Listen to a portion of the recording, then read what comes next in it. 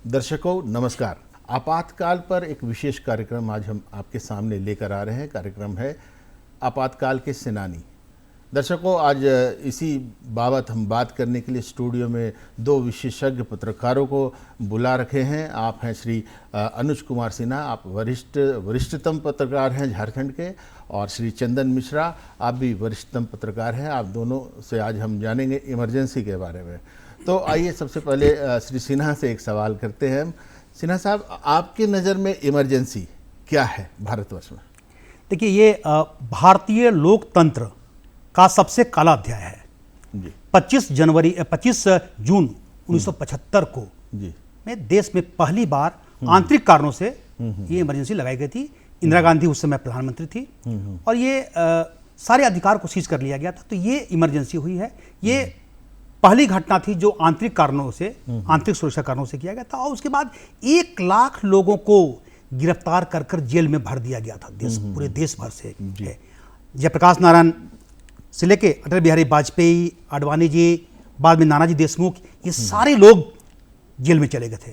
तो ये बड़ा रहा था। और 1975 के बाद 1977 21 महीने तक वो आपातकाल रहा। तो ये आपातकाल कहते हैं जी।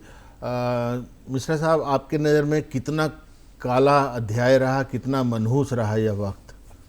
देखिए, मुझे लगता है कि जब आपातकाल की चर्चा होती है तो जो उस कालखंड में जिन्होंने इसे भोगा है, जो देखा है, वो उनके सामने एकदम वैसे दृश्य सामने उत्पन्न हो जाते हैं। हम लोग तो बहुत छोटे थे, है ना, स्कूल के स्टूडेंट रहे थे, लेकिन फिर भी हम लोगों ने जो उस समय वातावरण देखा, देश के पूरे सामाजिक और राजनीतिक वातावरण, उसमें ऐसा लगा कि कुछ अनहोनी सी घटनाएं हो रही हैं। और जो मौलिक अधिकार हैं, जो फंडामेंटल राइट है आम नागरिक का, वो सीज हो चुका था। ठीक है, लोग कहते थे कि नहीं, सही समय पर गाड़ियाँ खुल रही हैं, ट्रेन खुल रही हैं, लोग दफ्तर आ रहे हैं, लेकिन प्रश्न वो नहीं था। प्रश्न ये था कि जो मौलिक अधिकार के संदर्भ में आज सूचना का अधिकार जब हम बात करते हैं, तो उस समय अखबारों में खबरें सच नहीं आ पाती थी। कई अखबार तो एकदम तत्कालिक, जैसे ही आपातकाल लगा था तो अखबारों में सफ़ेद पन्ने रह गए। लोगों ने विरोध के स्वरूप जो अखबारों ने किया, और धीरे धीरे ऐसी चीज़ें सामने आती थी जो सरकार को अच्छा लगता था,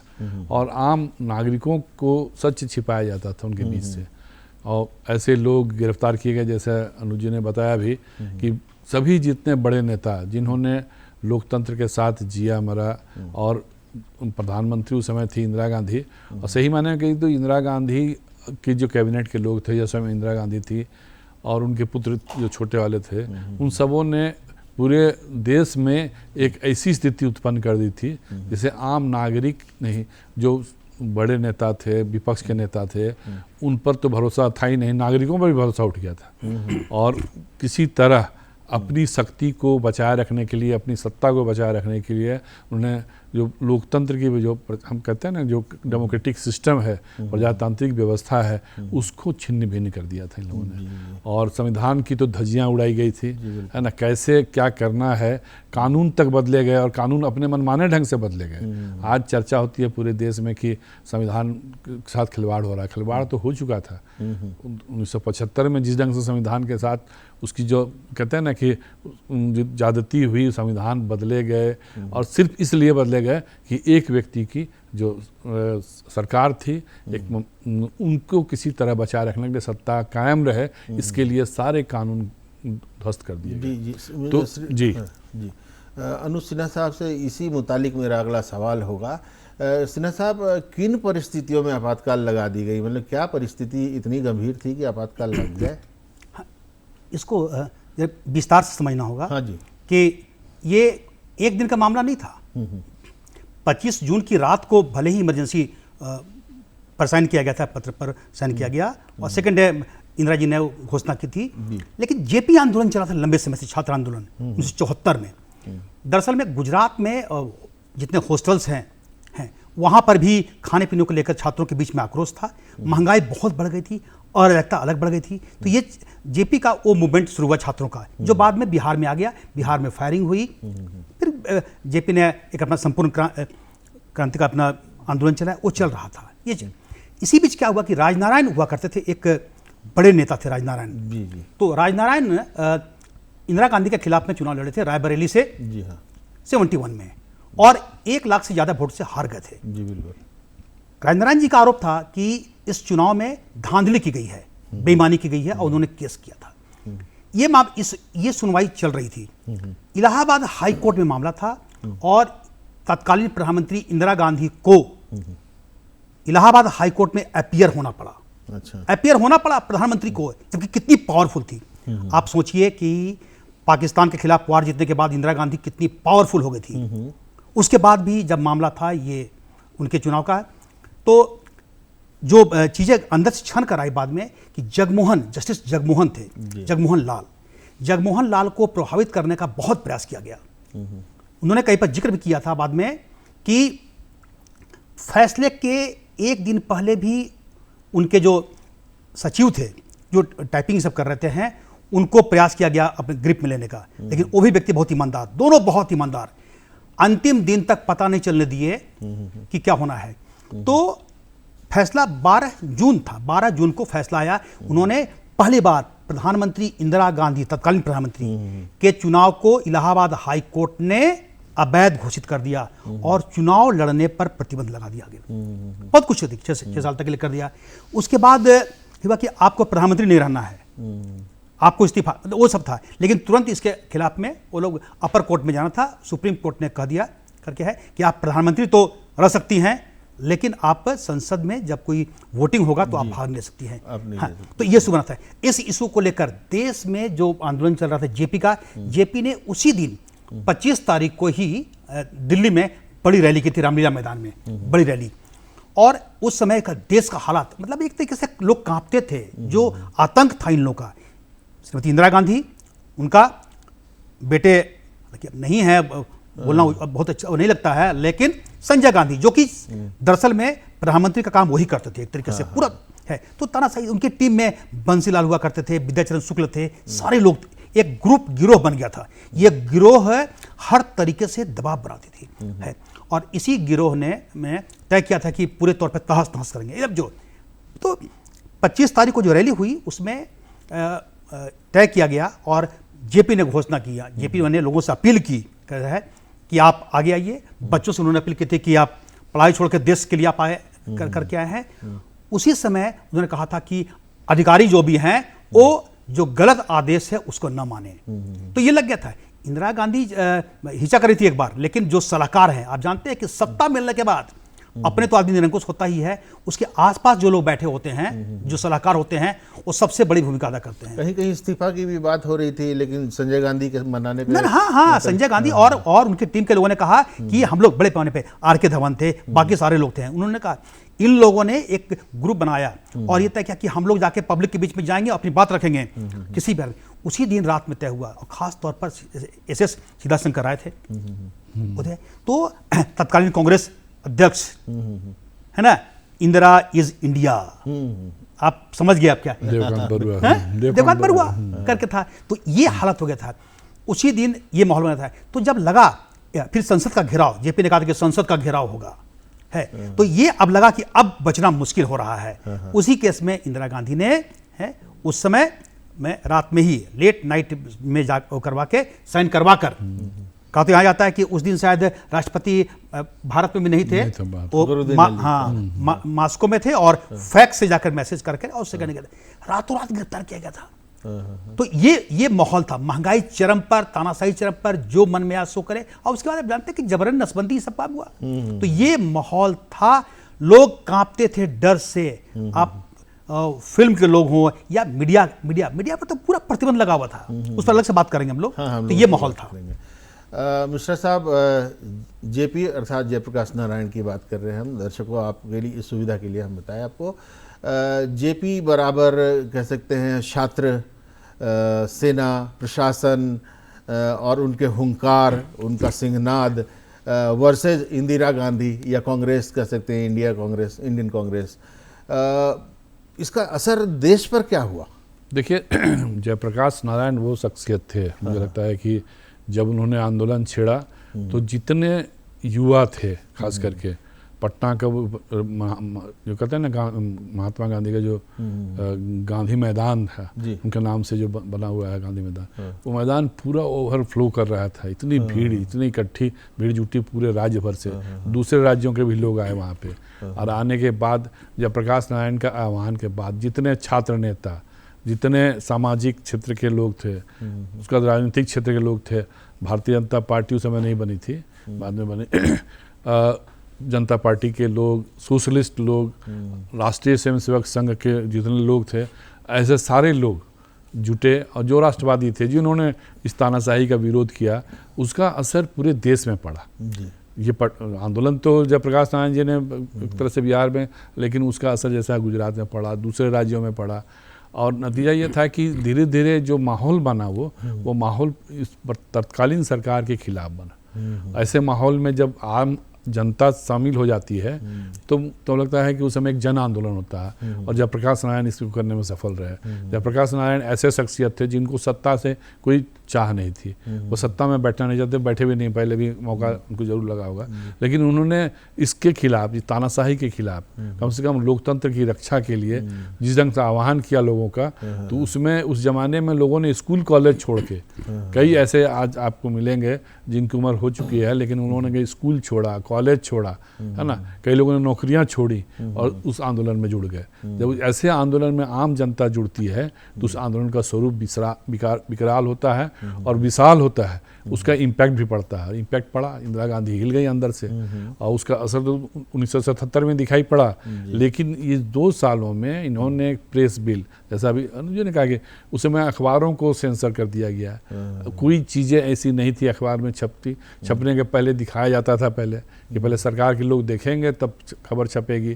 सरकार के खिलाफ तो खबर छप ही नहीं सकती थी, है ना। उनका अपना उस समय समझिए कि डिजिटल युग नहीं था, नहीं तो खैर माहौल अलग होता। लेकिन अखबारों की हालत ये थी, संपादक को नज़रबंद कर दिया गया।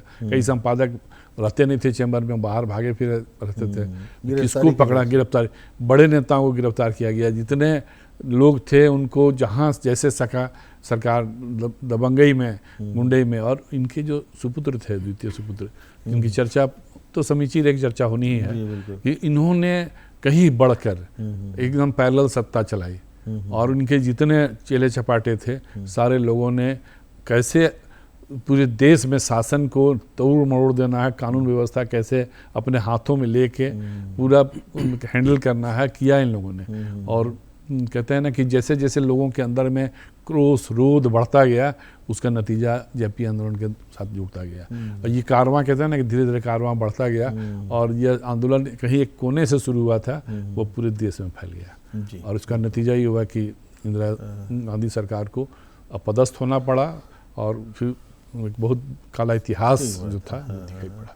अनुज सिन्हा साहब, आपने अभी इंदिरा इज इंडिया की बात की, इंडिया इज इंदिरा, क्या यही आपातकाल था?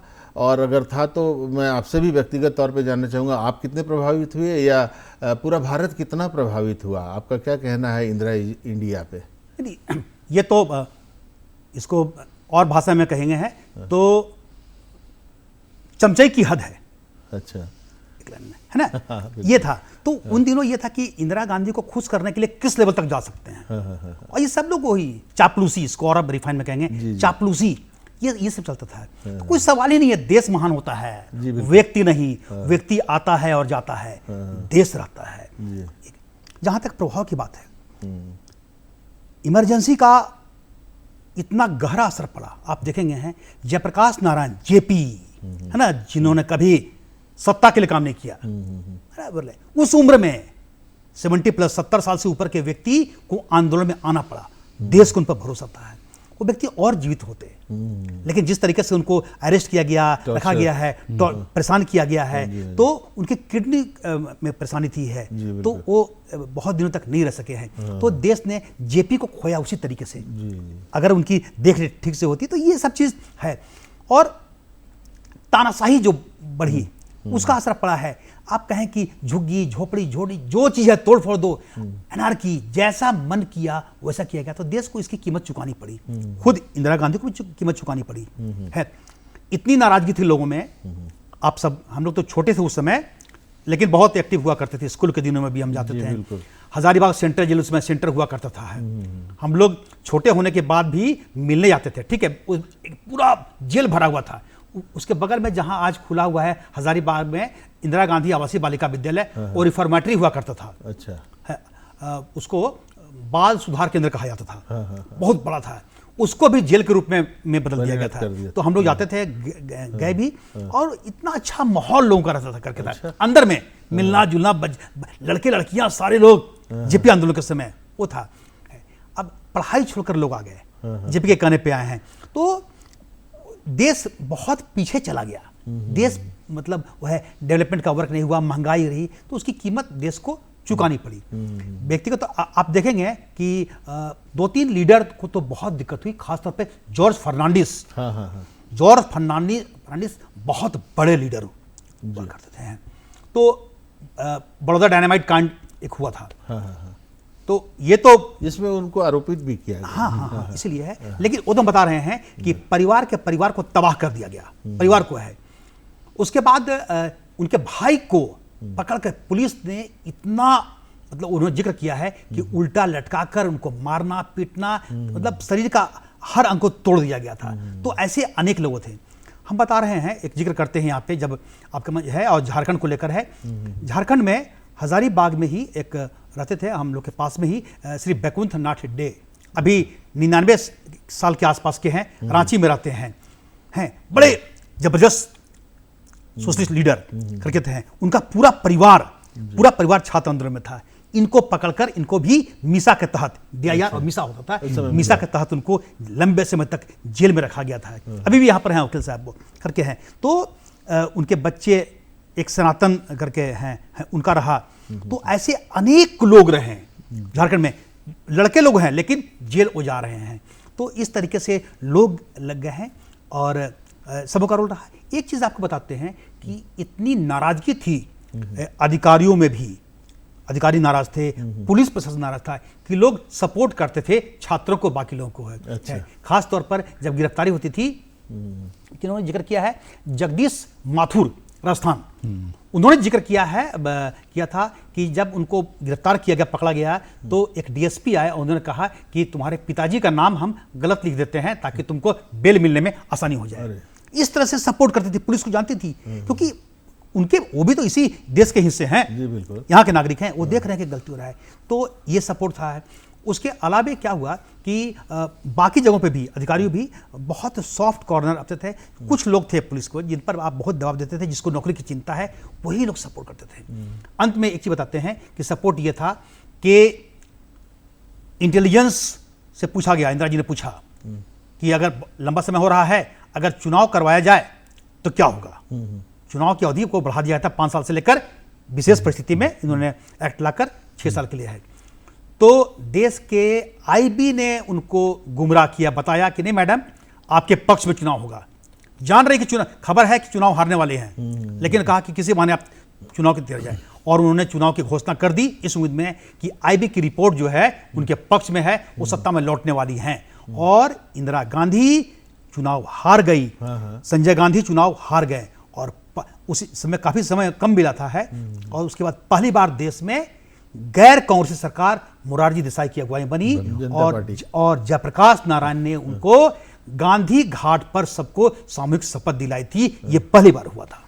क्या बात है, सचमुच पहली बार ऐसा हुआ जब मोरारजी देसाई की सरकार बनी, जनता पार्टी की सरकार बनी, और इंदिरा गांधी की पार्टी का उस समय सुफड़ा साफ हो गया था। मिश्रा साहब, लगभग 21 महीने चले थे ये आपातकाल का जो दौर था। आज भी 50 वर्षों बाद आप जैसे गणमान्यों या और बहुत जिनसे बात होती है, उनको सालती है ये बात, ये जो इमरजेंसी है ये सालता है। आज भी जब यादें आती हैं तो वो बहुत कौतूहल में दिखते हैं। मुझे जानना है कि इन 21 महीनों में सरकार कैसे चल रही थी, कैसे नियमों के पालन हो रहे थे, और कैसे ओवरऑल गवर्नमेंट का कार्यकाल क्या था। देखिए, उसमें एक अभी देखेंगे कि चर्चा खूब होती है कि संविधान की हत्या हो रही है, संविधान के साथ खिलवाड़ किया जा रहा है। अभी विपक्ष में कांग्रेस पार्टी है, और जो वर्तमान सरकार है उसके खिलाफ पिछले 11 वर्षों से लगातार ये अभियान चलाया जा रहा है। एक इकोसिस्टम काम कर रहा है जिसमें ये बातें बार बार सदन के अंदर, लोकसभा के अंदर, संसद के अंदर, संसद के बाहर बाकायदा अभियान चला के कि ये जो है संविधान का खिलवाड़ हो रही है, वर्तमान सरकार कर रही है। लेकिन अगर आप उन 21 महीनों का कालखंड देखें तो मुझे लगता है कि सरकार उस समय क्या थी, सरकार के नाम पे तानाशाह थे। ये तानाशाह बैठे हुए थे लोग, और वहाँ के उस समय राजनेता जो थे वो 4-5 लोगों से घिरे हुए थे, प्रधानमंत्री, और उसमें उनके पुत्र की भूमिका बड़ी थी, और बाकी जो थे वो चाटुकार किस्म के थे। उस समय इन लोगों ने जिस ढंग से संसद लोकतंत्र में कहते हैं ना कि हम संविधान को अपनी ऐसा पवित्र ग्रंथ मानते हैं अपने लोकतांत्रिक व्यवस्था में, संविधान में जितने संशोधन हुए हैं आप उनका फिर ब्यौरा देखेंगे तो लगेगा कि संविधान के साथ कैसे खिलवाड़ किया जाता है, संविधान की कैसी हत्या की जाती है, और हत्या हुई। मैं जो कानून उनको सूट करता था, जो कानून उनके अनुकूल हो सकता था, उस कानून को बदला गया, और 24 घंटे में बदल दिया जाता था, है ना। स्टेट से भी कंसेंट ले लिया जाता था कि भाई ठीक है, पूरे राज्य में अधिकतर 2-3 स्टेट को छोड़ के बाकी जगह इनकी सरकारें थी।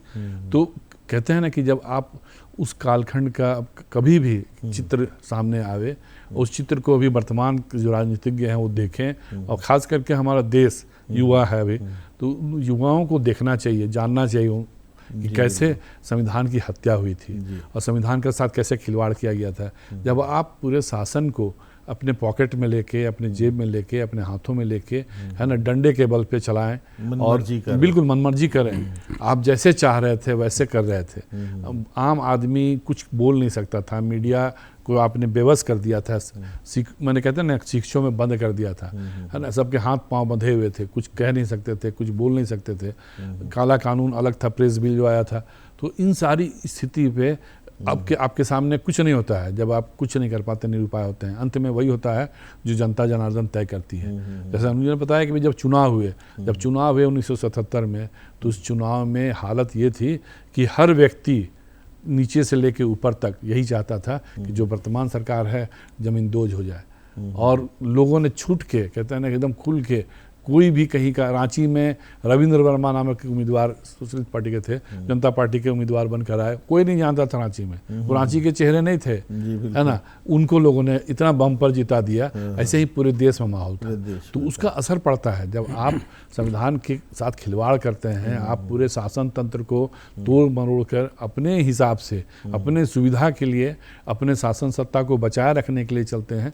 आज लोग कहते हैं कि संविधान के खिलाफ, संविधान के साथ खिलवाड़ हो रहा है। अगर ये माहौल उस आज के ज़माने में होता तब तो समझिए कि विस्फोट हो चुका होता है ना, क्योंकि मीडिया का जो स्वरूप है बदल चुका है। उस समय मीडिया के नाम पे एक तो सरकारी मीडिया होता था और उसके अलावे मीडिया अखबार थे, है ना, तो वहाँ पे उतनी अब अखबारों को चेंज कर दिया गया सब।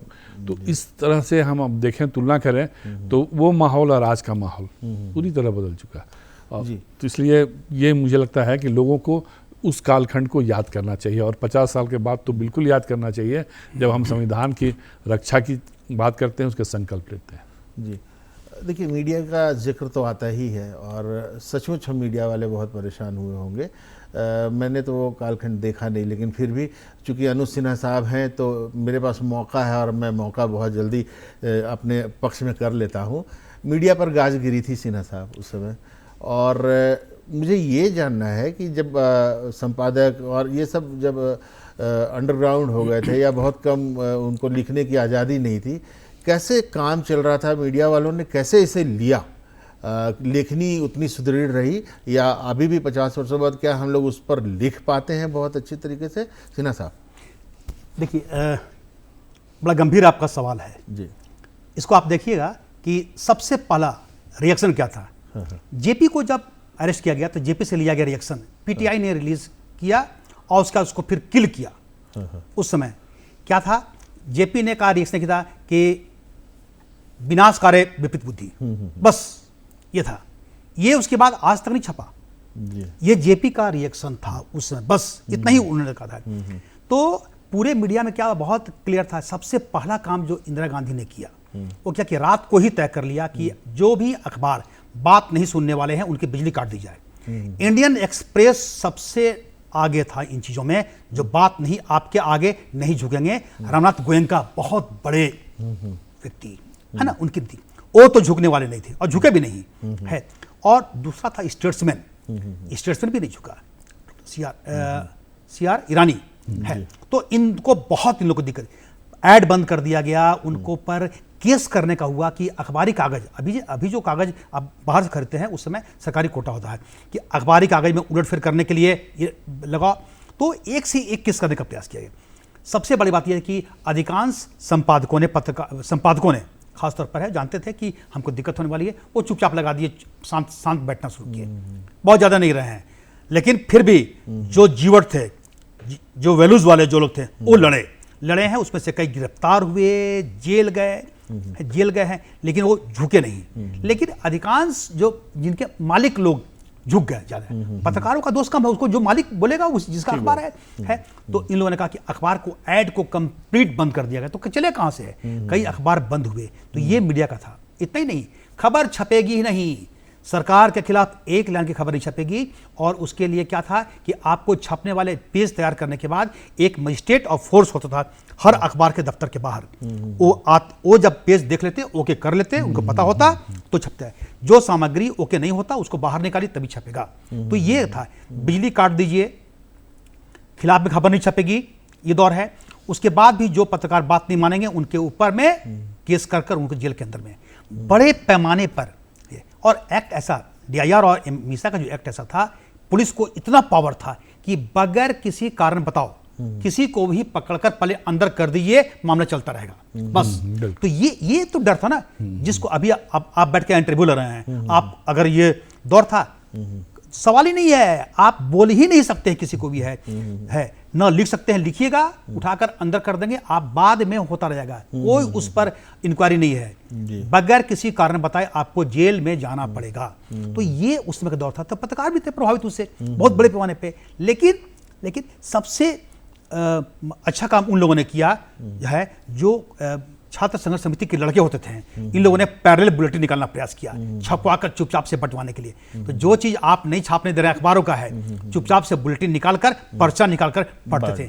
वेश बदल कर लोग जाते थे, जिसमें नानाजी देशमुख होते थे। खुद अभी जो प्रधानमंत्री मोदी जी हैं, इन्होंने सरदार जी का वेश बनकर वो भागे थे, निकलते थे, करके था, सब कोई अपना काम करते थे अंडरग्राउंड होकर। उसमें भाजपा नहीं थी, उस समय जनसंघ, RSS के लोग थे। मतलब ऐसा था कि सारे विपक्ष एक हो गया था। ये दौर था उन दिनों का है। जी। समय की कमी है, लेकिन जाते जाते जरूर मिश्रा साहब से ये हम जानना चाहेंगे, क्योंकि आज का विषय भी यही है कि आपातकाल के सेनानी, उनके बारे में चर्चा करनी है। तो JP आंदोलन ने कई जननायकों को जन्म दिया। कुछ एक ऐसे नाम मिश्रा साहब आप बता पाए, हमारे दर्शक भी वो जानना जरूर पसंद करेंगे। इमरजेंसी एक ऐसा विषय ही है कि उसके बारे में आप बिल्कुल, जैसे जयप्रकाश नारायण के बारे में तो सर्वविदित है, पूरा देश जानता है कि वो एक जननायक बनकर उभरे। नानाजी देशमुख के बारे में चर्चा हो चुकी है। एक केएन गोविंदाचार्य, एक बहुत बड़े विचारक थे, जो जयप्रकाश नारायण के साथ मिलकर छात्र आंदोलन को उन्हें एक दिशा दी थी, है ना। एक दक्षिण भारत से हैं अपने जो नेता भारतीय जनता पार्टी में, सुब्रमण्यम स्वामी, इन्होंने भी उस दौरान में एक कहते हैं ना वैचारिक तौर पे क्रांति करना, संघर्ष में साथ आना।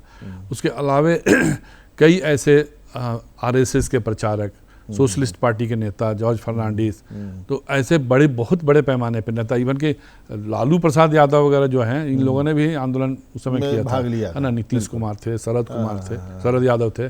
तो ऐसे कई लोग थे जिन्होंने इस इमरजेंसी के खिलाफ लड़ाई लड़ी। भले ठीक है आज उनका भी राजनीतिक वैचारिक मतभेद होने के बावजूद। तो दर्शकों देखिए, अभी बातें तो बहुत हैं, अगर इस पर हम कई एपिसोड्स कर ले तो अभी ख़त्म नहीं होगी। आपातकाल एक ऐसा विषय है, इतना काला अध्याय हमारे देश ने देखा है, कभी पढ़ा है। युवाओं, आप भी जानिए इसके बारे में, आपको भी जानना चाहिए। दूरदर्शन की ओर से हमें दीजिए इजाज़त, फिर मिलेंगे आपसे अगले बार। बहुत बहुत धन्यवाद आप दोनों का, विशेषज्ञों का बहुत धन्यवाद आपका। मिलते रहिए। आपका भी आभार बहुत बहुत।